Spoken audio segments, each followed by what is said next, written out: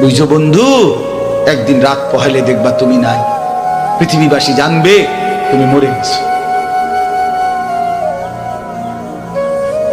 পৃথিবীর তখন আলো ফুটবে, চাঁদও উঠবে, সিএনজিও চলবে, অটোও চলবে, দোকানপাট সবই চলবে।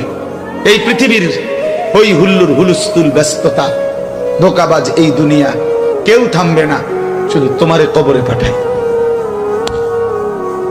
ধোকাবাজ এই দুনিয়া, এই দুনিয়া প্রতারক, এই দুনিয়া কেউ থামে না।